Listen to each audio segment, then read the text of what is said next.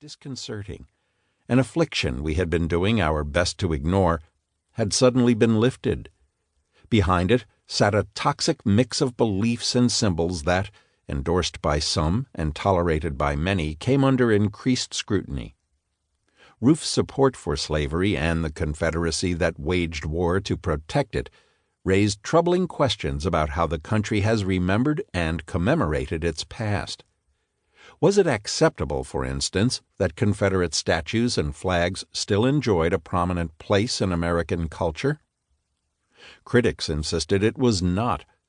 By late June 2015, New Orleans Mayor Mitch Landrieu had asked the City Council to take down several monuments, including those honoring Confederate generals Robert E. Lee and P.G.T. Beauregard and the Confederate President Jefferson Davis. In Tennessee, a bipartisan coalition of lawmakers called for the removal of a bust of Nathan Bedford Forrest, a Confederate general and Ku Klux Klan leader.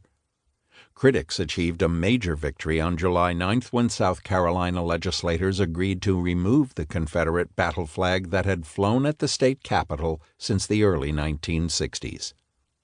The effort to purge the country of Confederate and pro-slavery symbols quickly spread beyond the South as companies such as Amazon, eBay, Walmart, and Sears prohibited the sale of Confederate flags and similar merchandise from their stores and websites. Protesters in 10 southern states vandalized statues that honored the Confederacy and those who fought for it. Unsurprisingly, Charleston itself, the site of the church shootings and the birthplace of the Civil War, was an epicenter of this grassroots graffiti campaign.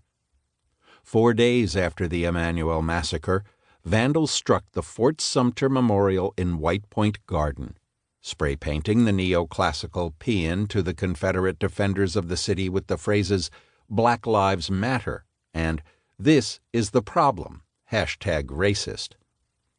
2 days later, the towering memorial in Marion Square that honors John C. Calhoun, the South Carolina statesman who famously called Southern slavery a positive good, was similarly defaced.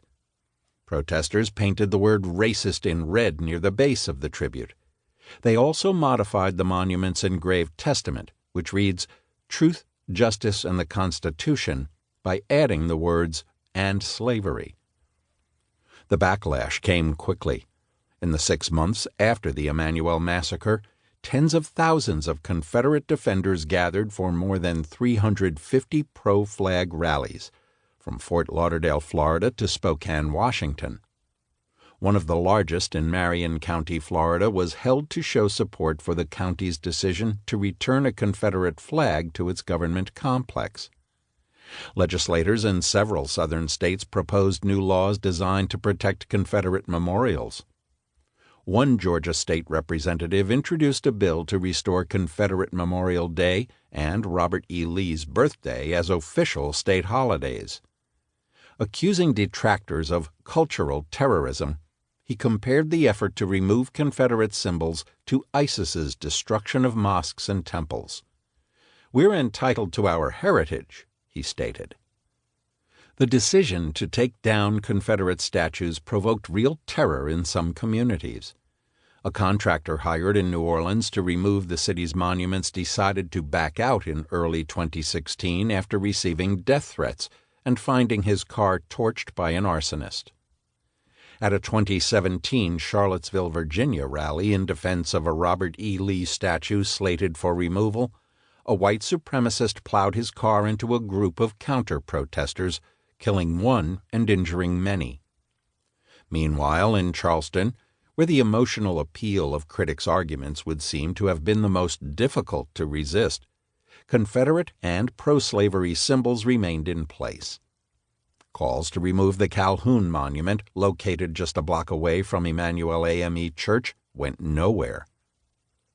From the cacophony of voices that weighed in on what to do with these flags and monuments, on whether to keep them or take them down, one thing became clear: Americans do not share a common memory of slavery. Some, like Roof, romanticize the institution or deny its centrality to our history. Others focus on its cruelty.